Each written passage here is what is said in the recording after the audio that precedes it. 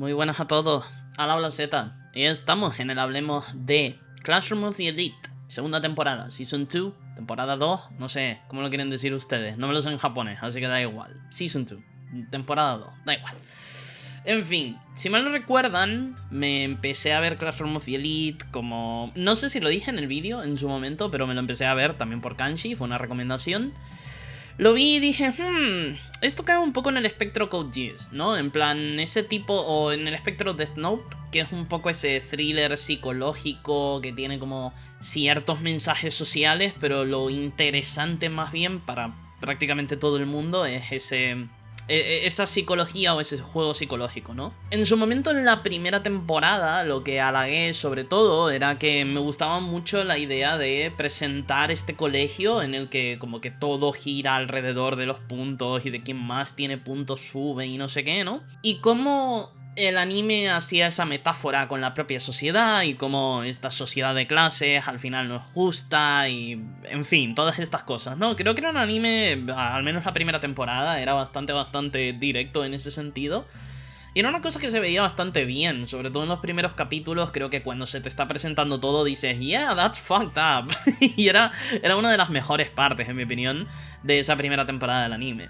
Los juegos psicológicos, ¿no? Ese presionar a los estudiantes y que tengan que encontrar la lógica detrás de determinados aspectos, creo que era interesante, pero tampoco te diría yo que era lo que me motivaba a seguir viendo el anime. Generalmente lo que me motivaba era el entorno social que te presentaba el propio anime y ver cómo se iba desarrollando todo. Lo que no me gustaba, y lo dije muy claro, era el maldito fanservice. Y creo que la primera temporada es muy bruta en ese sentido. Creo que hay demasiado fanservice en la primera temporada. Sakura con lo de las fotos era una cosa... Vemos a Horikita creo que en ropa interior una o dos veces cuando me parece totalmente innecesario para la trama. Tenías por ejemplo a Kinoshita, Kikyo, no me acuerdo. Kiyo, no me acuerdo del nombre, lo siento, perdón. Kinoshita es otro personaje de otra cosa, no me acuerdo. Kinoshita no es un personaje de Evangelion. O de Aku no Hana, de hecho. En efecto, Kinoshita Ai es un personaje de Aku no Hana. No sé por qué se me ha venido a la mente. ¿Cómo es? Kikyo Kushida. Muchas gracias, Z. Eres completamente terrible en estas cosas. En fin, ese es el personaje al que me refería. Básicamente tenía esa escena de no pegarse el brazo a las tetas. Y luego la otra personaje, que no me acuerdo cómo se llama, que tiene el pelo larguísimo, que creo que es de la clase B y no sé qué, que también se pega. Y el nota está como tetas, madre mía, ¿sabes? Y es constante en la primera temporada. Es una de las cosas que más pereza me dio de lejísimo. Ahora, con eso un poco en mente, y simplemente para contextualizar un poco de dónde venimos y a dónde nos queremos dirigir, que es algo que sigue brillando en el aspecto social, pero que tiene menos fanservice, digamos, a la segunda temporada. Y la primera impresión que tenemos es más fanservice. Y... ojo que lo puedo entender, ¿vale? Al igual que puedo entender el episodio de la playa, aunque el episodio de la playa me parece terrible fuera del propio fanservice, porque, en fin, sí, me muestras culos y tetas y entiendo un poco el concepto de los personajes para poner la cámara y cómo lo intentan quitar, pero el episodio es aburrido y parece como que está pegado ahí sin nada que ver con el resto del anime, o al menos el resto de la temporada. Sin embargo, aquí, en la segunda temporada, vale, estás volviendo de este rollo de estar en el crucero y ves a los personajes y dices, bueno, que empiecen con dos pavos diciendo ¡oh, teta! Es como... A mí me parece un poco de niño de 6 años, pero... whatever, lo puedo entender porque los personajes son así, ¿no? Ese es el primer problema que tengo con el anime en esta segunda temporada, porque es lo primero que veo, ¿vale? Me pongo un poco a la defensiva porque estoy pensando, joder, otra vez, ¿no? Y luego lo segundo, y creo que es algo que en la primera temporada no pasa tanto, pero en esta segunda temporada pasa un par de veces, creo que están complejizando en exceso los juegos. O sea, ahí creo que, no sé, 2 o 3 juegos y no entiendo las normas de ninguno, ¿vale? Y generalmente se me dan bien los juegos de lógica, pero es que me presentas como 20 mierdas de que es que vamos a dividirlos en grupos. Y entonces cada grupo tiene un líder. Y entonces en determinado momento alguien puede decir cuál es el nombre de no sé qué. Y entonces consigues los puntos de no sé cuánto. Pero si no, entonces pueden conseguir los puntos todos. Pero si no, entonces... y es como... para. Estoy cansado, ¿vale? No sé por qué es tan de esta forma y tan rebuscado A lo mejor es que se explica mal, a lo mejor es que yo soy subnormal. También puede ser, no lo sé, pero de verdad que como que había demasiadas normas complejas y como... Creo que te dan como muchas posibilidades de lo que puede suceder que están vistas de antemano, están previstas, ¿no? Y tiene cierto sentido por una parte, pero por otra creo que hace que no entienda lo que estoy viendo, básicamente. Es como, mira, da igual, tú tira a los personajes para adelante y ya veré qué coño pasa. Pero como que, Por otra parte, he de decir, y esto es una cosa general de esta temporada, los puntos han importado una putísima mierda. Yo lo siento, O sea, en la primera temporada se hacía como un montón de hincapié en la presencia de los puntos a nivel personal y a nivel de equipo y no sé qué. ¿Sabes? Como que se ve mucho cuántos puntos tiene este personaje, qué se puede comprar con esos puntos, cuántos sufren los personajes por no tenerlos, bla, bla, bla, bla, bla, bla. Aquí se hace más hincapié en cómo conseguirlos y en la importancia de ellos, pero como que no se te muestra en ningún momento que son importantes. Y siendo algo que creo que marca tanto a los propios personajes, no sé, ¿dónde están, no? En fin, el gancho de Classroom of the Elite, como siempre, está, como digo, en lo social. Y está un poco en ver cómo los personajes se comportan en estos ámbitos sociales, cuando hay puntos de por medio, cuando puede ser una cosa que les beneficia individualmente. Este es uno de los principales puntos de Classroom of the Elite de la segunda temporada, que es, de hecho, en la primera solución que se da al primer juego, la opción que es la más obvia da puntos a todos, pero si todos ganan, es decir, si ninguna de las clases se jode a la otra, ¿vale? Nadie avanza tampoco, es decir, las clases A prefieren que todo el mundo gane puntos, ¿no? Las clases B, pues también, porque están más o menos cómodas, pero la C y sobre todo la D, obviamente quieren arruinar a la clase A y a la clase B. Pero no porque quieran que ellos caigan, sino porque el sistema como tal está hecho para que tú, si quieres subir, no puedes estar en el A con los que ya están en el A. Lo que quiero decir es, si tú quieres ser millonario, alguien tiene que estar dándote ese dinero. Tienes que estar obteniéndolo de alguien. Y por lo tanto alguien tiene que estar gastando ese dinero. Ahí es un poco a donde quiero llegar. Y es un poco donde está este punto social de Classroom of the Elite, que de nuevo me gustó mucho en la primera temporada. Y creo que en este punto... creo que es un poco más psicológico que social. Un poco ambos. Es un poco psicología social y está bien. Creo que a mí yo de 18, 19 años le habría encantado esto. A mí yo de 29 creo que le llega un poco tarde, pero está bien, me gusta. De aquí llegamos entonces a lo que viene siendo el tópico principal. Verdaderamente no hay un tópico principal porque creo que esta segunda temporada se centra más en arcos más claros que la primera temporada. Pero sí que es verdad que hay como un punto relativamente principal a un nivel psicológico y social, que es el individuo contra la sociedad, y cómo el individuo a veces quiere ir en contra del grupo, principalmente porque le beneficia a sí mismo. Es un tema que de hecho aparecía también en One Outs. Ahora me explico un poco mejor, ¿no? El primer caso es el de Horikita, y cómo en determinado momento en el festival de deportes, no me acuerdo exactamente a la perfección de cómo funcionaba lo del festival, ¿vale? Pero creo que tenía algo que ver con que simplemente habría algunos que se sacrificarían en aquello que se les diese peor. Y luego, o sea, los que estudiaban mejor creo que se sacrificaban en... Bueno, había alguien que se sacrificaba, ¿vale? De alguna manera. Y determinada gente como que no iba a conseguir los puntos para su próximo examen, ¿no? Entonces era como que nadie iba a conseguir individualmente lo mejor para sí mismo, ¿no? Pero la clase obtendría más. Y en mi opinión es un punto de vista completamente lógico lo que plantea Horikita. Sin embargo, la gente se enfrenta. ¿Por qué? Porque ellos quieren los puntos para ellos. A ellos les da igual la clase. Sí, la clase está bien y si puedo avanzar con ella, bien. Pero si puedo tener más puntos para mí, mejor. ¿Sabes? Si puedo llegar al siguiente examen y no tener que estudiar tanto, joder, que si voy a querer hacer las cosas así. Entonces, dejas de lado a todo el grupo, dejas de lado a la gente que te rodea por beneficiarte a ti mismo. Es una cosa que de hecho se ve cuando se enfrentan a ella y como la gente no sigue a Horikita y lo que ella dice porque tenga más razón o no, porque esté mejor argumentado o no, porque les parezca mejor estrategia o no. Van en contra de ella y se suman a lo que plantea, creo que es Karuizawa en ese punto, principalmente porque Karuizawa les cae mejor. Y creo que hay un punto en todo el festival de deportes de cómo ser un verdadero líder y de cómo te beneficia llevarte bien con la gente que te rodea, porque lo que hacen es muchísimo más útil para ti. Y es muchísimo más útil que 20 personas trabajen juntas al 80% de ritmo que el hecho de que 5 trabajen al 100%, ¿vale? Esto se ve, en mi opinión, claramente con la propia Horikita. En este punto se ve después también en cómo cuando están entrenando, ¿no? Tiene este punto de que, coño, tienes que correr más rápido conmigo. Si eres inútil y no estás haciendo lo mejor que puedes hacer, no estás dando lo mejor de ti mismo, entonces ¿por qué tengo yo que ir más lento? Eso simplemente nos va a hacer ir más lento. Esa es la teoría que tiene Horikita, ¿no? Sin embargo, lo que luego le demuestra a Yanokoji es que, en efecto, si hay alguien más rápido que ella tampoco puede seguirlo. Y eso no es que sea injusto, o sea, en cierto modo lo es, sino que literalmente empeora la situación. Sin embargo, si Yanokoji baja el ritmo y sigue el de Horikita, pueden llegar muchísimo más cómodamente a la meta.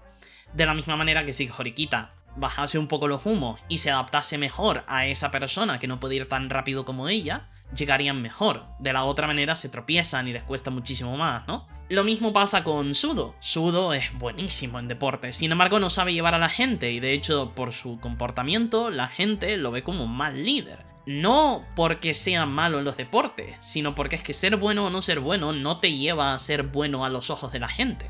Lo que te lleva a ser bueno a los ojos de la gente es el trato que les das.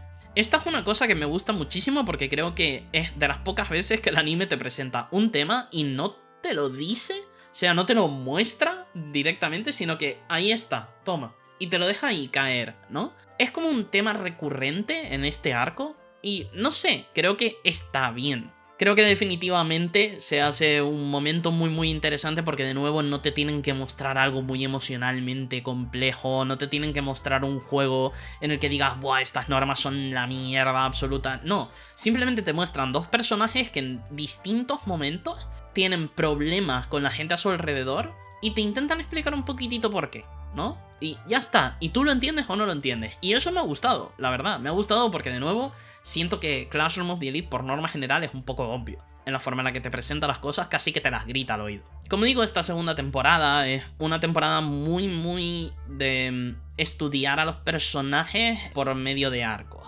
El primero creo que es esa mezcla de Horikita y Sudo y de cómo ambos necesitan, ¿no?, intentar llevarse mejor con la gente a su alrededor, pero casi que Horikita y Sudo fueron más protagonistas de la primera temporada y aquí como que se traen al principio en 2-3 episodios y luego se apartan, ¿no? Creo que los dos personajes más importantes, o 3, pero 2 personajes más importantes en donde más nos vamos a enfocar en esta segunda temporada son Karuizawa y Kushida. Karuizawa es un personaje que al principio me daba totalmente igual. Cuando empecé esta segunda temporada estaba diciendo, o sea que tiene algo más, ¿no? Me van a presentar algo más, pero estaba diciendo, está bien. Y conforme han pasado los episodios, más me gusta el personaje. Porque siento que es más sincero, que es algo que me falla con la mayoría de personajes del show, en donde siempre siento que están ocultando algo. No es para menos, de hecho, el anime es muy así. Karuizawa parece simplemente un parásito que se aprovecha de los demás. Sin embargo, no es un parásito por maldad, no se aprovecha del resto por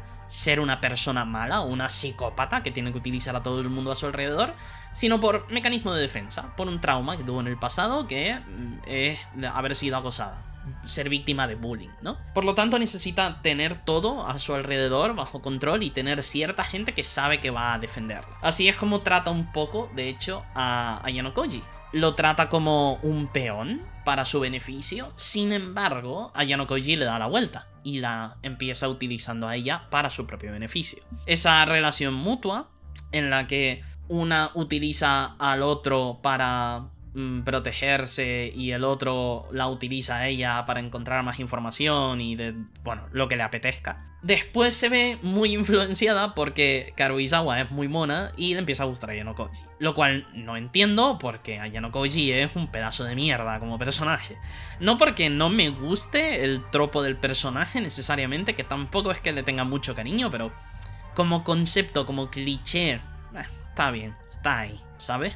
Sin embargo, el personaje, o sea, literalmente Karuizawa sabe que la está utilizando. Y esto me hace pensar, porque al final esa forma en la que Karuizawa trata a los demás de una manera muy superficial, utilizando a los demás para su propio beneficio, para protegerse, es la forma en la que luego se deja utilizar por Ayano Koji, ¿no? Y en este sentido, me gusta cómo se le da la vuelta, pero por otra parte también me hace pensar en la gente que termina siendo víctimas de unas relaciones de maltrato o de abuso, que ojo, Ayano Koji no es necesariamente abusador, no maltrata psicológicamente de ella, pero en cierto modo sí. En cierto modo llamar para que te hagan bullying o permitir que te torturen durante no sé cuánto tiempo a unas sabiendas de ello, pues yo qué sé, a lo mejor es un poco de maltrato, pero vamos a interpretarlo como que no la maltrata directamente, sino que termina en esas situaciones.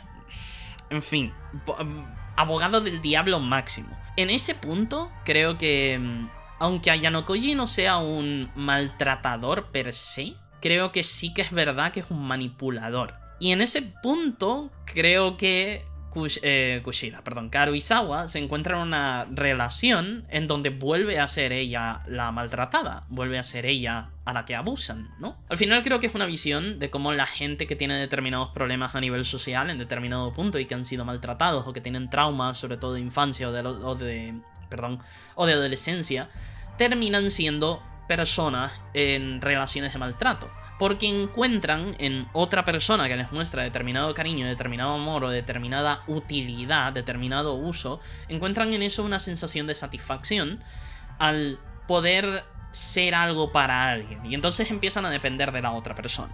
En este caso también tiene algo que ver el tema de que Ayano Koji la proteja, pero claro, le deja pasar muchas cosas simplemente por el hecho de que la protege, cuando proteger a alguien a tu alrededor debería ser lo normal, sobre todo en determinados aspectos como el propio bullying. Pero supongo que también hay que tener en cuenta que Karuizawa no se muestra como ella misma a la mayoría de gente, y sin embargo lo hace con Ayano Koji, y Ayano Koji se da cuenta de cómo es ella y no responde, o sea, no la trata necesariamente mal por ello, no, simplemente la ayuda. Y creo que en ese momento es donde se genera esa dependencia, ¿no? Creo que de nuevo es una vista muy ligerita, todo se ha dicho, a cómo funciona una relación de maltrato y esa necesidad de la otra persona y el no valorarte lo suficiente a ti mismo como para pensar que puedes estar con otra persona en muchísimas ocasiones y que qué más da si me utiliza porque después, yo qué sé, dependo de esta persona para que haga X cosa y que yo sea feliz. Etc, etc, etc. De nuevo, me parece que es atrevido en cierto modo el anime en hacer tal cosa, sin embargo también pienso que lo hace de una manera un poco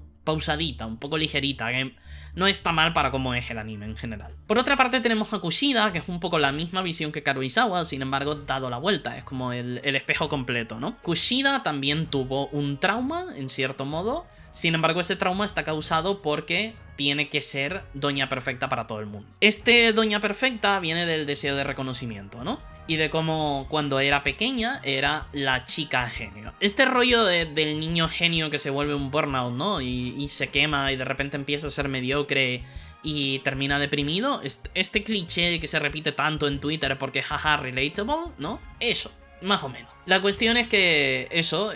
Kushida era, pues, la niña genio, todo el mundo decía, joder, eres la mejor, siempre sacas las mejores notas, siempre haces las cosas lo mejor, hasta que en determinado momento creció y ya no era esa persona. Había otra gente que brillaba más que ella. Y en ese punto siente que nadie le presta atención, nadie se fija en ella. ¿Y qué es lo que necesita hacer? Pues, joder, quiero que todo el mundo me quiera, así que... lo que voy a hacer es centrarme en ser la mejor persona para todo el mundo que me rodea. De esa manera todo el mundo hablará bien de mí, todo el mundo se fijará en mí, porque al final soy agradable para todo el mundo, me llevo bien con todo el mundo. Esto es algo que, en cierto modo, ya sabemos desde la primera temporada, que es ese tipo de personaje, sin embargo no sabíamos de dónde venía ese pequeño traumita, ¿no? Kushida ve su propio valor como persona en el valor que le da a otra gente según lo que ella hace. Es decir, se ha comido esa peli de que somos lo que producimos o somos cuánto nos quiere otra gente. Cuando en realidad creo que nuestro valor como persona no depende ni de una ni de otra. Porque siempre le vas a caer mal a alguien, siempre, es totalmente normal. Me gusta mucho esa frase que dice, no intentes caerle bien a todo el mundo, no todo el mundo te cae bien a ti. Que es una forma de decir, joder, si a ti no te puede gustar todo el mundo, ¿no? Porque tienes tus gustos y hay gente que simplemente pues no la traga. De la misma manera hay gente que simplemente no te va a tragar. ¿vale? Ya está, es una cosa totalmente natural y social. Kushida se autodestruye para llegar a eso, para llegar a ser la perfección para todo el mundo, y de hecho, eso es lo que le causa tanto estrés. Me gusta mucho la forma en la que se ve, sobre todo creo que es la mejor metáfora de las dos que utilizan, o sí, bueno, metáfora visual en cierto modo, que es el cepillarse los dientes tan fuerte que le sangran las encías.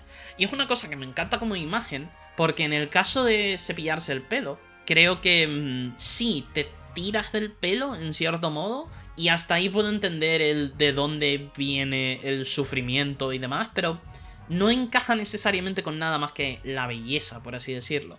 Sin embargo, cepillarse los dientes tan fuerte sí que tiene que ver con la sonrisa. La sonrisa como la manera de intentar que todo el mundo se lleve bien contigo, que a todo el mundo le parezcas agradable, siempre estar sonriente. Esa sonrisa oculta la sangre detrás. Y muestran ese coste físico y mental de tener que ser alguien que verdaderamente no eres.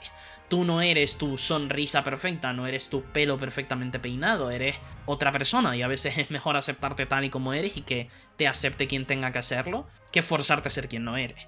De esto mismo se da cuenta ella después, porque termina desarrollando tanto estrés en ser una persona que no es, en forzarse a ser alguien distinto para gustarle a todo el mundo, que literalmente tiene que soltarlo de alguna parte, porque, de nuevo, como digo, tú intentas caerle bien a todo el mundo, pero no todo el mundo te cae bien a ti. Tú lo único que quieres es que te hablen bien de ti, pero a ti la gente te da igual. Y en ese punto tú piensas un montón de cosas que no te gustan, pero te tienes que forzar a tener esa relación porque necesitas gustarle a la gente. Y en ese punto es donde tiene todos esos pensamientos intrusivos de esta persona hizo esto, esta persona no sé qué, y crea el blog. Y ahí es donde al final la detectan, y donde lo que hace Kushida, perdón, o Karuizawa, lo que hace Kushida es decir en alto, mientras todo el mundo está contra ella, decir en alto todo lo que han hecho todos. Me gusta mucho este aspecto porque todos somos unos trozos de mierda en algún punto, ¿vale? Me molesta muchísimo cuando la gente piensa que cualquier persona que haya hecho algo malo en el pasado merece ser castigada. Bro, vamos a ver. O sea, aquí hay tres capas, ¿vale? Está la gente que piensa que tener un pensamiento malo ya es malo. Es como, ¿estás loco? O sea, un pensamiento es un pensamiento. Todos tenemos pensamientos de mierda de vez en cuando. Alguien se te cruza, te dice un par... Hoy me ha pasado, de hecho. Alguien se me ha cruzado en la guagua, estaba diciendo porque simplemente yo no había visto que había más espacio en la guagua para tirar para atrás, y en lugar de decirme las cosas de manera educada y decir, oye, te puedes mover un poco, que hay un poco más de espacio y no cabemos, ¿vale? Cosa de la que yo no me estaba dando cuenta. En su lugar estaba... Ya, a ver si nos movemos, que aquí parece que no sé qué. Y a mí esas cosas me revientan por dentro y tengo pensamientos muy intrusivos, pero lo que hago es escucharlo, callarme y dejar que la gente haga lo que haga, porque cuando la gente hace eso lo que está buscando es bronca, básicamente. Entonces es mejor no darle atención. No presten atención a los tontitos. Esto lo digo también en las redes sociales, es lo mismo. La gente presta demasiada atención a los tontitos en las redes sociales. Mira lo que dice el subnormal mira lo que no sé qué. Lees una gilipollez, bloqueas a la persona, sigues con tu vida y dedicas tu tiempo a cosas que te valgan más la pena. Pero bueno, en fin, lo que quiero decir es que todo el mundo tiene pensamientos de mierda. Todo. ¿Vale? Hasta la persona más noble y más pura tiene pensamientos de mierda en algún momento. Porque todos hemos crecido de determinada manera, ¿vale? Y no todos crecemos... Es que para crecer en el ambiente perfecto... o sea, necesitas... Pero... O sea, tienes que vivir en una burbuja de la mejor gente que se ha criado también en burbujas para ser la mejor gente. Es impresionante, ¿vale? Por eso... Yo lo que siempre digo es, tienes que juzgar a la gente por lo que hace, no por lo que piensa, porque un pensamiento es simplemente un pensamiento, no actúas con él, ¿vale? Sin embargo, una acción sí que es reprobable, porque has tomado ese pensamiento y no te has parado 2 segundos a pensar, ok, debería hacer esto, no debería hacer esto, ¿por qué? ¿Por qué no? Tal, ok. No te has parado a considerarlo, sin embargo lo has hecho. Y no te ha importado nada si, yo qué sé, a otra persona le va a hacer daño o lo que sea. Aquí es un poco a donde quiero llegar. Que en el pasado alguien haya hecho daño a no sé quién, o que en el pasado alguien haya hecho X, pues...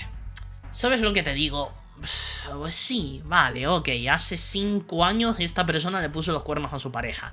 ¿Debería importarme, tío? Si desde entonces literalmente se disculpó, dijo, ok, voy a cambiar, y ha cambiado. En plan, una cosa es que una persona le ponga los cuernos a su pareja hace 5 o 10 años y ahora se siga haciéndolo, ¿vale? Tenga otra persona o lo haya hecho 3, 4 veces. Ok, te digo... You know what, pero joder, lo haces 3, 4 veces y pasan 10 años y no lo vuelves a hacer porque por fin has puto aprendido, pues colega, qué sé yo. Tenemos una... y lo dije en la crítica de Pokémon Blanco 2 y Negro 2, tenemos una cuestión de que castigamos más de lo que queremos que la gente crezca. Yo lo que quiero no es que la gente sufra por haber puesto los cuernos a alguien. Tengo muchísimos pensamientos al respecto de esto, pero bueno, es por poner un ejemplo de una cosa. A mí me da pela, porque verdaderamente castigar a una persona con cualquier cosa lo hace la gente por venganza, no por verdaderamente porque vaya a ayudar a la situación de ninguna manera. Ya te han puesto los cuernos, ¿vale? Por poner un ejemplo, estúpido, de nuevo. Bueno, estúpido en el sentido de un ejemplo cualquiera. Ya ha pasado, ¿sabes? Puedes recriminárselo a la otra persona, puedes cortar tu relación con la otra persona, estás en todo tu derecho, pero en el punto en el que eso empieza a ser, bueno, pues yo le voy a poner los cuernos a esta persona con no sé qué, y le voy a mandar un vídeo, y no sé qué, me parece completamente petty, me parece inmaduro, ¿vale? Porque lo único que estás logrando con eso es hacerle daño a la otra persona. Y de nuevo, entiendo que la otra persona te ha hecho daño a ti, pero cuando otra persona te hace daño, lo que haces es decírselo, oye, cambia, loco, yo no te quiero ver más, pero cambia por tu propio bien, me piro y me junto con alguien que no me vaya a hacer daño. De la otra manera, simplemente estoy viviendo pendiente de mi propio dolor y mi dolor no sana, porque no sé avanzar, porque no sé crecer. Cuando lo que haces es tomártelo de esa manera, como digo, petty, ¿no? Lo que estás haciendo es sacar tu dolor de una manera que es agresiva y violenta con el mundo. Es como cuando a alguien le salen mal las cosas y yo que sé, entra y pega portazos y tira las cosas y las rompe, ¿sabes? Es ese... se te cruzan los cables del niñato inmaduro medio. En lugar de, ok, me han salido mal las cosas, me lo pienso con calma, no sé qué, y las arreglo, sin más. En fin, no sé, esto es un poco charla de señor mayor, pero me parece que es importante porque de nuevo, en este punto están todos los personajes recriminándose cosas y todo el mundo se pelea. Y puedo entender que sea así porque en este punto no es hace 5 años, sino que es ahora. Sin embargo, como digo, creo que al final todos somos, hasta cierto punto, trozos de mierda. Sea en el pasado, o sea en el presente, o sea cuando sea. Y tenemos muchísima tendencia, y no digo esto de una manera deprimente sobre la humanidad, pero creo que la gente suele tener una tendencia muy clara a no aceptar que la ha cagado en determinados puntos. No disculparse, pedir perdón, le cuesta muchísimo a cierta gente. Ahí es donde me parece que creo que encaja muy bien esto, porque la gente se mata y la ignora a ella, porque ella es simplemente el mensajero, en cierto modo. Sin embargo, a ella le gusta esto. Le gusta causar esa discordia. Porque, de nuevo, se ha forzado a caerle bien a todo el mundo, pero que no todo el mundo le cae bien a ella. Y de hecho, odia a la grandísima mayoría de ellos. Ahora, lo que más me gusta de Kushida, y sigo pensando que... al menos en la primera temporada creo que se ejecutaba un poco mejor, pero aquí creo que también es interesante. Kushida es una cosa, es otra o es ambas a la vez. Cuando tú te fuerzas a ser un determinado tipo de persona, ¿eres tú o es una careta que te estás poniendo? ¿No somos caretas que nos ponemos todo el rato? Lo que quiero decir, en esencia, es que sí, yo en el trabajo no me comporto igual que me comporto aquí. Más o menos. Yo llevo muy mal eso de no ser... eso de no ser la persona más directa y más sincera del universo. Entonces en el trabajo no me comporto como aquí, pero por norma general intento ser lo más fiel a mi persona que puedo ser. Sin embargo, sí que es verdad que te coartas de determinada manera. Te vas a coartar en clase con tus profesores. Te vas a comportar de manera distinta con tus amigos que con tu... yo que sé, pareja, por poner un ejemplo. No necesariamente siempre, pero por ejemplo, tienes un grupo de 5 amigos que conoces desde que tienes 6 años. Pues sales con ellos y sales con tu pareja y sus amigos o amigas de hace no sé cuántos años. Te vas a comportar distinto con los grupos, porque la confianza no es la misma, en un punto te vas a coartar más que en el otro, ¿no? Entonces, cuando nosotros nos forzamos a gustarle a la gente, cuando nosotros damos nuestra mejor cara, estamos poniendo una máscara. Hasta ahí llego. Sin embargo, no lo hacemos constantemente. No mostramos lo que queremos mostrar en todo momento. A lo que me refiero es, en el caso en el que te comportas con los amigos de tu pareja o en el caso en el que te comportas con tus amigos, aún así siempre estás limitándote para comportarte de determinada manera. No tienes que forzarte a hacer lo que no eres. cierto. Pero creo que todo el mundo se esfuerza a, en determinado punto, no mostrar cosas que sí que son. Porque determinadas situaciones o determinadas personas requieren determinadas caretas tuyas. En este punto creo que me estoy metiendo mucho en un rollo trastorno de la personalidad, bastante loco. Nada, pero dejando de lado este rollo de aplicar enfermedades del DSM a absolutamente todo, que la verdad es que me da perecita. Sí que es cierto que creo que Kushida es ambas personas a la vez.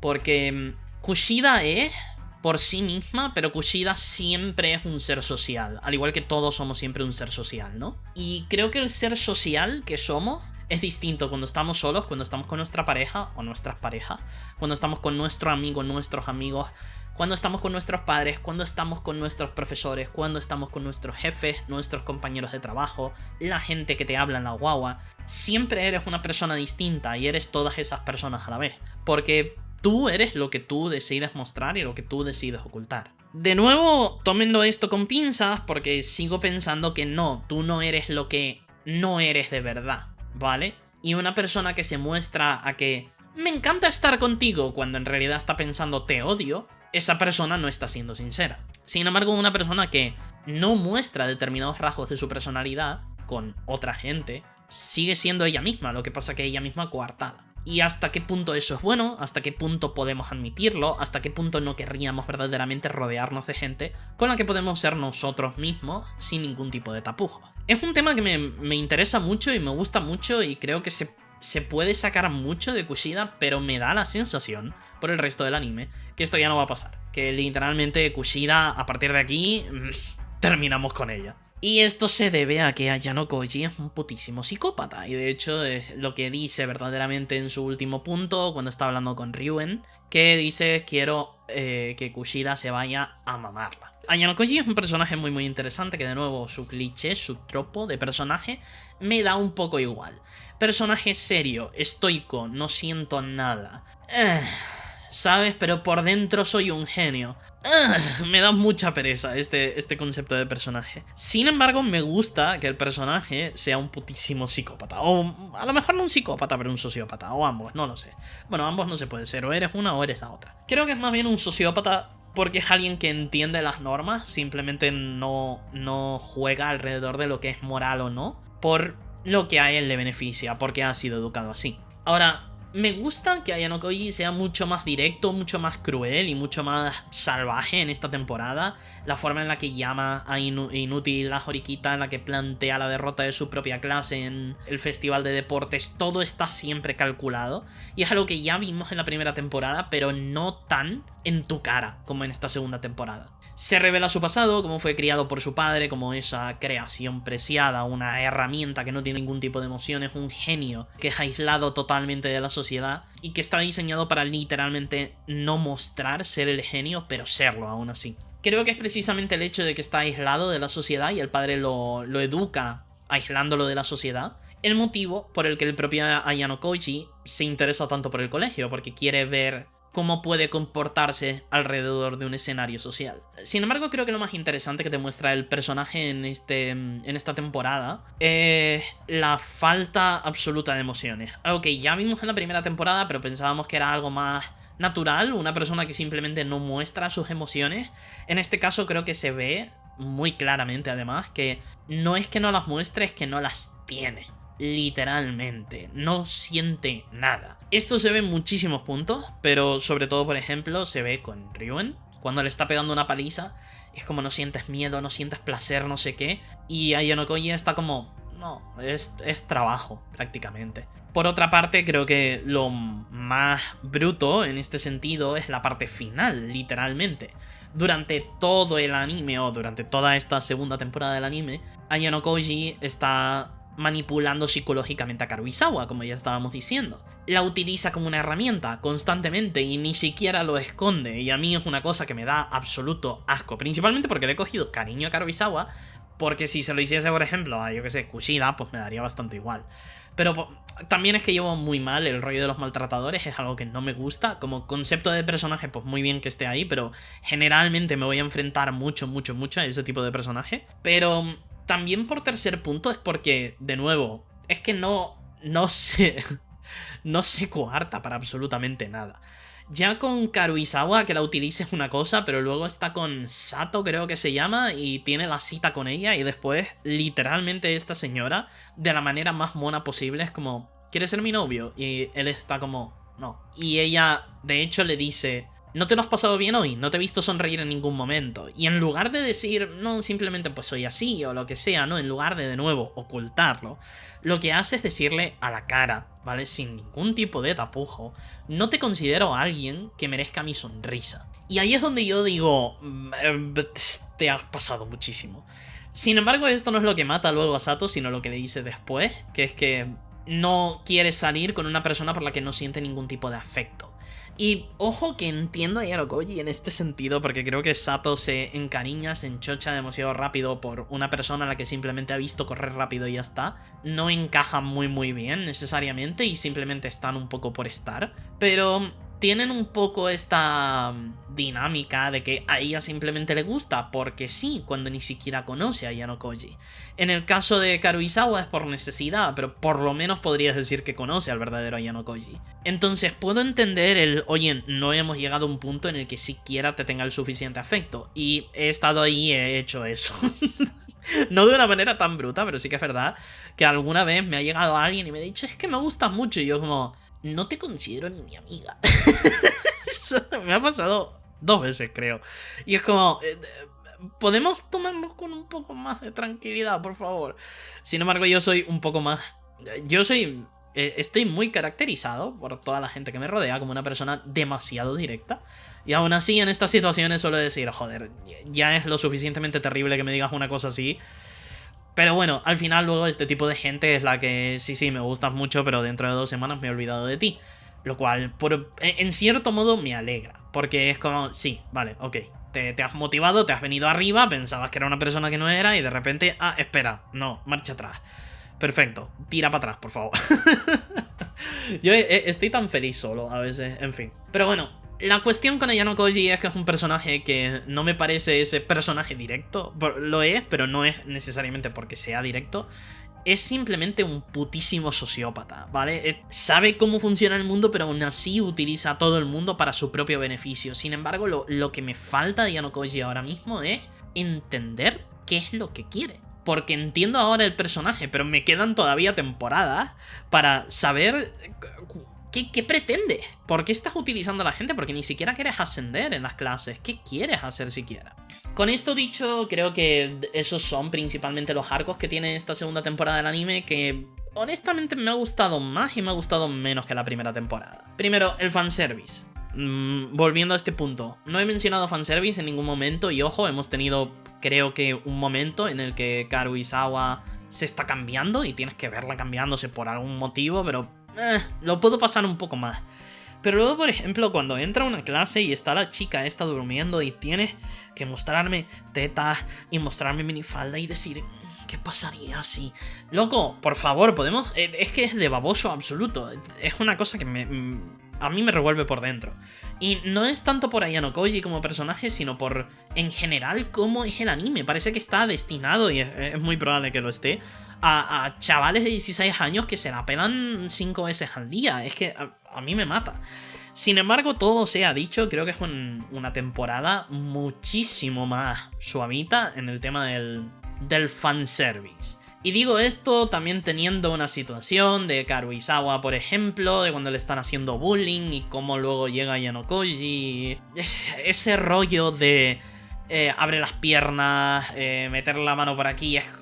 A veces en ese punto, digo, raro, pero puedo entender a dónde estás yendo, ¿vale?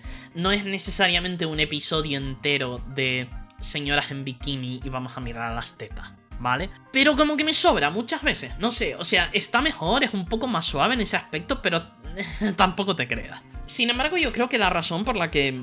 O sea, creo que esa es la razón por la que me ha gustado un poco más el anime, pero la razón por la que me ha gustado menos es porque, como ya he dicho, hay menos impacto social, veo menos esa crítica social de la que estoy hablando. Creo que hay un sistema hiperpodrido alrededor de los personajes, pero mientras que en la primera temporada se mostraba mucho más el sistema está podrido, las normas son una mierda, aquí casi como que te lo presentan y ya, y te lo plantean como un juego psicológico. Es casi como si el anime se perdiese en sí mismo y en su propio concepto.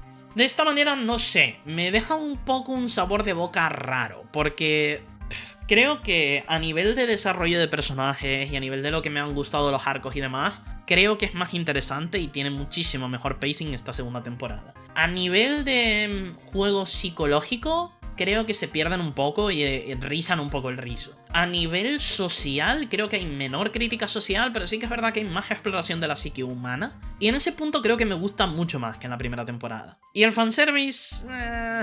no sé. No sé ni qué decirles del fanservice. Me encantaría ver este anime sin tetas y culos cada 2 minutos, ¿vale? Es lo único que digo. Estoy exagerando un poco, ¿vale? Pero en cada episodio, cada 2 episodios hay una escena de estas y, de nuevo, a mí me da igual lo sexual, ¿vale? Quiero que lo entiendan, por favor, o sea... Yo voy a defenderle hasta el fin de la putísima historia la escena de Shinji haciéndose una paja con azúcar, ¿vale? En la camilla. Y yo lo siento, sé que es un meme, ¿vale? De escena, lo entiendo, pero tiene sentido.